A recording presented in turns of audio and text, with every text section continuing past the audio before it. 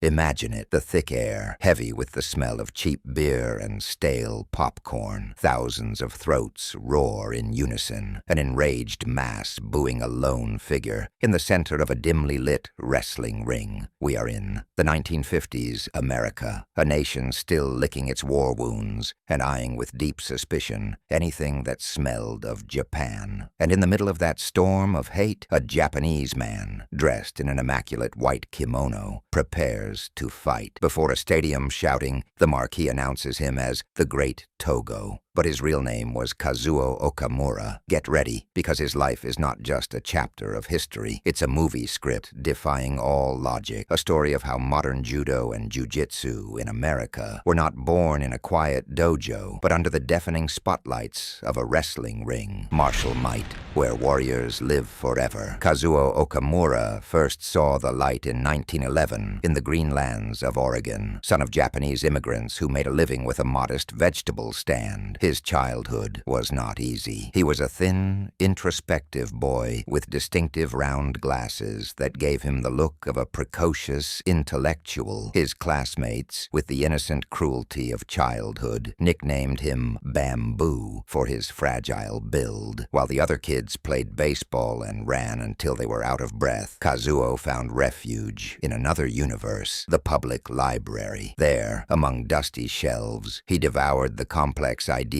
of Kant and Nietzsche, exploring with his mind the limits of human existence. His life was a constant duality. In the mornings, he carried heavy boxes of tomatoes to help his family and save for future studies, and in the afternoons, he immersed himself in German philosophy. In 1933, with the money he had saved and a brain sharpened by reading, he entered the University of Oregon to formally study what he loved most, philosophy. It was in that academic environment that fate introduced him to a new discipline. In a corner of the campus, a small group of Japanese compatriots practiced a strange dance of holds and throws. Jiu-Jitsu. Curious, Kazuo joined them. He was not a physical prodigy nor a natural talent, but something in the martial art resonated deeply with his philosopher's soul. He was fascinated by the central, almost poetic idea that intelligence, technique, and leverage could overcome brute force. It was Hegel's dialectic, but executed with the body. The turning point came one ordinary day in 1938 while practicing throws with a partner. A local wrestling promoter with shark eyes was watching. He saw in that strange ritual a potential spectacle. He approached Kazuo and made him a raw, direct offer, $20 to step into an amateur ring and face a real wrestler. For a student counting every penny, the offer was tempting. He accepted. The result was a predictable disaster. He lost in under 2 minutes, humiliated under a shower of booze and coins hurled by the crowd. But while the audience mocked him, something unexpected happened. Instead of feeling shame, Kazuo Okamura smiled. Amid the roar of hatred, he had an epiphany. Here, he thought, I can teach more than in any classroom. The ring was not a place of defeat. It was a stage. The outbreak of World War II tore the world and Okamura's life apart. Like thousands of Japanese Americans, he was considered a potential enemy in his own land and confined to the Minidoka concentration camp in Idaho. There, among desert dust and the desolation of tents, time dragged on. To fight boredom and despair, the interned martial artists gathered together. High-level judokas, karateka, and jiu-jitsu experts, stripped of everything, shared the only thing they had left, their knowledge. In secret, they exchanged katas, techniques, and combat philosophies, turning the internment camp into an unexpected martial crucible. When he was released in 1945, Okamura faced a country that looked at him with visceral hatred. Japan was the defeated enemy, but paradoxically, exotic Japanese culture had become a very profitable spectacle. Wrestling promoters, always alert to social tensions they could monetize, saw in him the perfect villain. They took him and molded him. They shaved his head like a warrior monk, painted on a thin, caricatured movie villain mustache, mustache and gave him a name that sounded both exotic and menacing: the Great Togo. His entrance into the ring was a theater piece designed to provoke maximum reaction. He stormed into the arena enveloped in clouds of incense, accompanied by the resonant sound of gongs. He made exaggerated, mocking bows toward the four corners of the ring, a gesture of respect turned into an insult. He threw kicks that barely grazed his opponent, but looked deadly to the inflamed crowd. The people erupted in cathartic fury. Yet here lay his genius. Behind the theatrics was a hidden truth. Every arm lock, choke, and joint lock he applied was not a simple pro wrestling move. They were pure jiu-jitsu and judo techniques, dressed up for show. The pain he inflicted on opponents was absolutely real,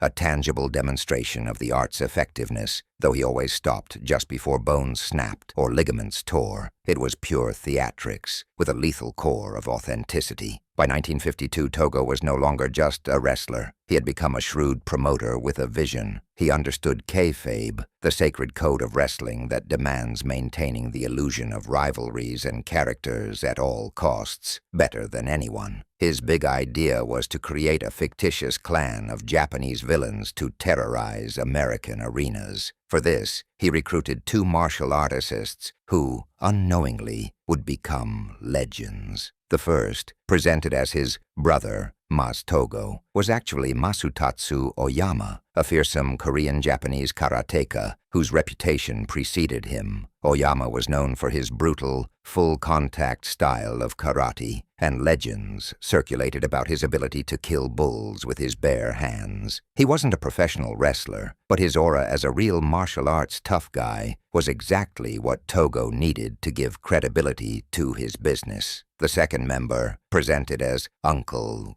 Togo, was Kokichi Endo, a high-ranking judoka from Japan's prestigious Kodokan, who had already dabbled in professional wrestling. Endo brought the legitimacy and refined technique of competitive judo. Together, the three relatives toured the United States in an old red Ford, sowing chaos and staged panic wherever they went. They presented themselves as the Yakuza of the ring, a Japanese mafia willing to do anything. The spectacle was unforgettable. Oyama left audiences speechless with tamashiwari demonstrations, breaking thick boards and bricks with bare-handed strikes. Endo dazzled with judo throws so fluid and perfect they seemed from another world. But Togo's true mission unfolded behind the curtain, in damp basements, makeshift gyms, and back rooms. After the matches, Togo and Endo gave lessons. They taught the secrets of kuzushi, the fundamental art of unbalancing an opponent before a throw. Fans who came to the stadium craving exotic wrestling thrills left those clandestine classes fascinated by real martial arts, having learned principles that transcended spectacle. Every great wrestling story needs an epic rivalry, and the Great Togo's was against Antonino Rocca, the undisputed hero of the era. Rocca, the barefoot Argentine, was everything Togo was not, a charismatic acrobat who seemed to fly off the ropes, adored by the crowd. For 2 years, the rivalry between Togo and Rocca was the main event, packing the legendary Madison Square Garden to the brim time and again. Sports papers framed the conflict as the ultimate battle, martial art versus acrobatics, the Japanese villain's malicious technique against the Argentine hero's dazzling agility. The narrative was always the same. Rocca won clean, but Togo, in one last act of villainy, always managed to sneak in a treacherous elbow or painful hold after the bell, leaving the hero bandaged and vowing revenge. But what almost no one knew was that the greatest secret of their rivalry didn't happen in front of cameras, but in the privacy of a gym. Antonino Rocca, the great hero, secretly attended Togo's clandestine classes. In a lost 1957 interview, Rocca made a confession that revealed the true nature of their relationship. "Togo taught me that you can fly, But if you don't know how to fall, the flight always ends in tragedy. The translation of his words was a bombshell in the wrestling world. Roka was learning ukemi, the sophisticated falling techniques of judo and jiu-jitsu. For an aerial wrestler whose body endured constant punishment, learning to fall correctly wasn't just a new skill. It was the key to prolonging his career. The message spread like wildfire across New York gyms. If the great Roka needed to learn judo from villain Togo, then that discipline must be worth gold. Time, however, is merciless with villains. By 1968, at 57, Togo's star began to fade. The world had changed. The Cold War was at its height, and promoters now wanted Soviet villains with Russian accents, not Japanese ones recalling a past war. His character, once so provocative, had become obsolete. He suffered faster and faster defeats, and his aura of invincibility vanished. He decided to retire with one last show in San Francisco. That night, to everyone's surprise, the great Togo won clean, with no tricks or cheap shots. After the victory, he stepped down from the ring, gave a solemn bow to the audience, and, without another word, disappeared from public life. He moved to Los Angeles and completely changed his lifestyle. The man who once filled stadiums opened a small TV repair shop, living a quiet, anonymous existence. Kazuo Okamura died in 1973 of stomach cancer. No major newspaper mentioned his death. His name was swallowed by oblivion, yet his legacy runs far deeper than it seems. Every time a beginner kneels for the first time on a judo or jiu-jitsu mat in America, there's a distant echo of Togo. He left no legacy of titles or medals, for he never had them. His contribution was much more subtle and powerful. He made millions see judo and jiu-jitsu not as a collection of strange moves, but as a philosophy in motion, an art worthy of being learned. If this incredible story hooked you, hit like and subscribe to our channel. We have an archive full of anonymous figures who, like Togo, rewrote the history of martial arts from the shadows, far from the spotlight. Do you know of another forgotten hero who changed a sport without almost anyone noticing? Tell us their story in the comments. Kazuo Okamura was never a world champion, nor a black belt, recognized by official federations. But amid incense smoke and wrestling holds that looked like cardboard tricks, he opened more doors for martial arts in America than any traditional dojo of his time. His rivals booed him in the ring, the crowd cheered for hating him, and without meaning to, they all attended the first mass class of judo and jiu-jitsu in the continent's history. Sometimes history is not written with medals and trophies. It is improvised in a wrestling ring, etched into collective memory, and later forgotten until someone, decades later, decides to tell it.